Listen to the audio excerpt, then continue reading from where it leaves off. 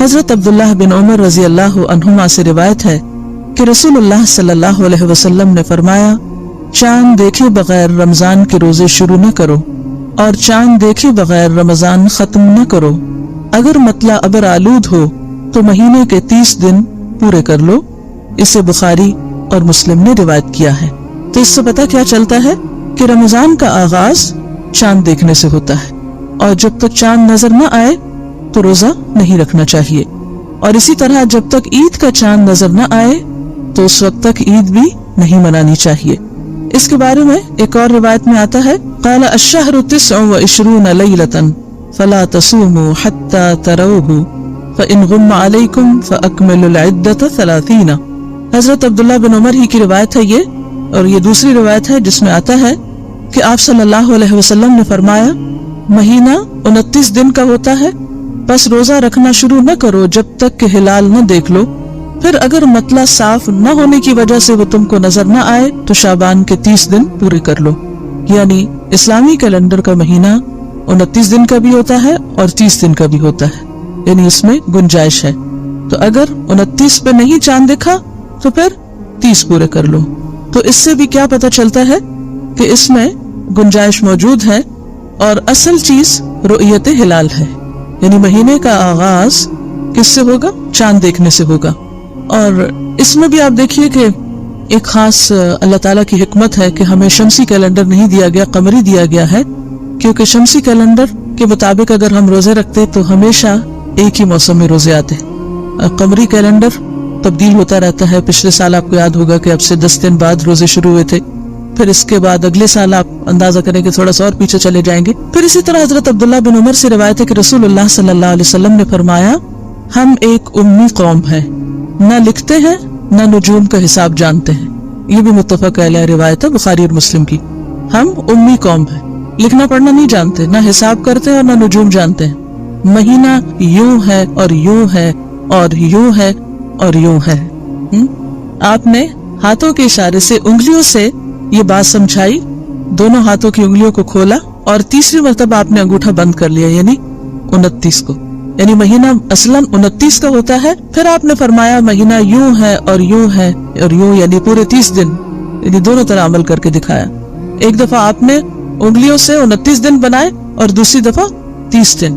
تو اس سے کیا پتہ چلتا ہے کہ دونوں طرح سے مہینہ ہو سکتا ہے۔ اب یہاں پر آپ دیکھیے کہ آپ نے یہ جو بات فرمائی کہ ہم امی قوم ہیں، حساب کتاب یعنی لکھ کے نہیں کرتے، فطرت پر ہیں، اور نجوم نہیں جانتے، یعنی ہم اس کو بھی نہیں کنسیڈر کریں گے کہ اسٹرانومی کیا کہتی ہے اور کس مشین سے اور کس آلے سے اور کس چیز سے چاند کو دیکھا جائے، کیونکہ انسان کو مصنوعی آلات کا یا مصنوعی طریقوں کا پابند نہیں بنایا گیا۔ عبادت کی راہ میں کوئی ہچ ایسی نہیں رکھی گئی کہ کوئی شخص کہے کہ میرے پاس تو یہ ذریعہ ہی نہیں، اس لیے میں تو عبادت ہی نہیں کر سکتا، بلکہ اس کو فطرت پر رکھا گیا، اور ہم سب کو ایک فطری کیلنڈر دیا گیا کہ تم آسمان کو دیکھو، مطلع کو دیکھو، اگر وہاں نظر آتا ہے تو ٹھیک ہے، اور اگر نہیں نظر آتا تو تم 30 پورے کر لو۔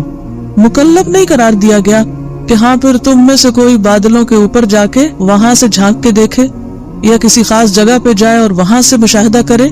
نہیں، کسی بھی انسان کو کسی ایسی مشکل میں نہیں ڈالا گیا۔ پھر اسی طرح آپ دیکھیے کہ آپ صلی اللہ علیہ وسلم نے چاند دیکھے بغیر شک کے روزے سے بھی منع کیا ہے۔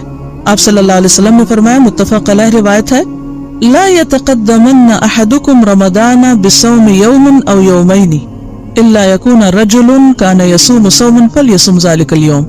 آپ نے فرمایا تم میں سے کوئی شخص رمضان سے 1 یا 2 دن پہلے روزہ نہ رکھے، یعنی منع کیا گیا، الا یہ کہ کوئی شخص معمول میں اس دن کا روزہ رکھتا ہو، یعنی اس کی عادت ہے کہ وہ 1 دن چھوڑ کے 1 دن روزہ رکھ رہا ہے، صوم داؤدی جس کو کہتے ہیں، کہ کثرت سے کوئی روزہ رکھنے والا ہے اور اس کا اس دن روزہ پڑ گیا، یعنی اس سے 1 دن پہلے اس نے چھوڑا ہوا تھا اور وہ اس دن اپنے طریقے پہ رکھ رہا ہے، لیکن وہ شک کا روزہ نہیں رکھ رہا کہ کیا پتا آج روزہ ہو اور پھر میں نے نہ رکھا تو میری ایک عبادت چھوٹ جائے گی، اس شخص سے بھی نکال دیا گیا۔ تو جس شخص کی عادت ہو وہ تو رکھ سکتا ہے، لیکن اگر کسی کی عادت نہیں تو محض شک کی بنیاد پر روزہ نہیں رکھا جائے گا۔ پھر اسی طرح نصف شعبان کے بعد بھی روزہ رکھنے سے منع کیا گیا ہے۔ وہ کیوں؟ تاکہ انسان کو انرجی ہو، رمضان کی تیاری ہو۔ پھر پھر اسی طرح آپ صلی اللہ علیہ وسلم نے رمضان کے لیے صرف رمضان کے چاند کو دیکھنے کا نہیں کہا، بلکہ ایک مہینہ پہلے کے چاند کو بھی توجہ سے دیکھنے کے لیے کہا ہے، تاکہ پھر وہ 29 یا 30 میں پورے ہو سکے۔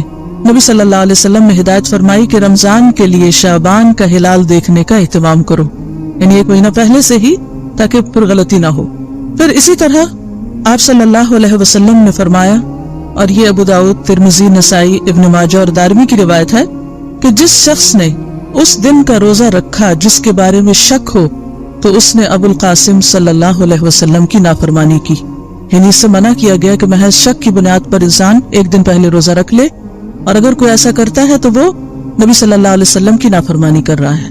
پھر اسی طرح یہ ہے کہ رؤیت ہلال جو ہے اس میں اگر ایک شخص کی گواہی موجود ہے تو بھی روزہ رکھا جائے گا۔ حضرت عبداللہ بن عمر کا بیان ہے کہ لوگ اکٹھے ہو کر رمضان کا چاند دیکھنے کی کوشش کر رہے تھے، بس میں نے آ کر رسول اللہ صلی اللہ علیہ وسلم کو خبر دی کہ میں نے چاند دیکھ لیا ہے۔ اس پر حضور نے روزہ رکھنے کا فیصلہ فرما دیا اور لوگوں کو حکم دیا کہ وہ رمضان کے روزے رکھنے شروع کر دیں۔ یعنی ضروری نہیں ہے کہ کوئی بہت بڑی کمیٹی بیٹھے اور پھر وہ فیصلہ کرے یا بہت ساری اس میں گواہیاں جمع ہوں۔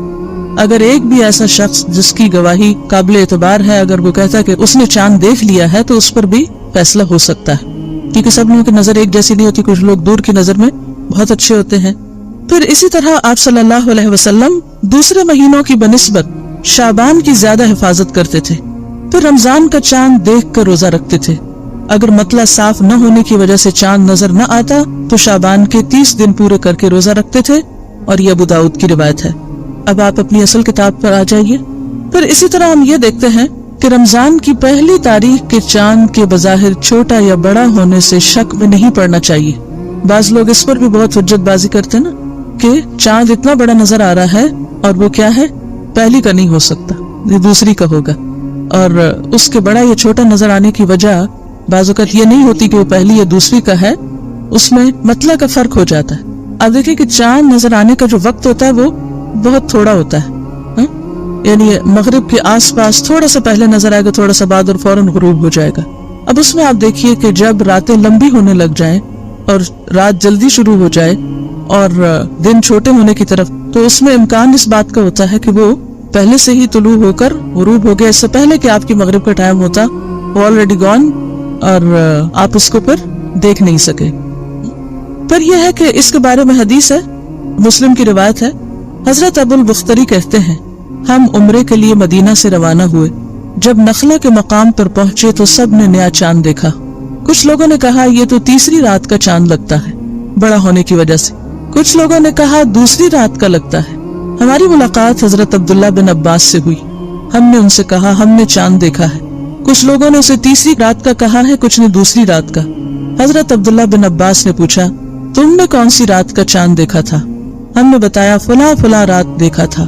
تو کہنے لگے کہ رسول اللہ صلی اللہ علیہ وسلم کا ارشاد ہے اللہ تعالیٰ اس کو تمہارے دیکھنے کے لیے بڑا کر دیتا ہے، لہٰذا وہ اسی رات کا چاند تھا جس رات تم نے اسے دیکھا، چاہے وہ بڑا بھی نظر آ رہا تھا تب بھی وہ پہلی رات کا ہی چاند تھا۔ ٹھیک ہے، نیا چاند دیکھنے پر یہ دعا پڑھنی چاہیے، اللہم اہللہ، اور ایک اور روایت میں آتا اہلہ، اللہم اہللہ علینا بالیمن والایمان والسلامت والاسلام ربی و ربک اللہ۔ کیا معنی ہے اس دعا کا؟ کہ الہی ہم پر یہ چاند امن، ایمان، سلامتی اور اسلام کے ساتھ طلوع فرما۔ اے چاند، میرا اور تیرا رب اللہ ہے۔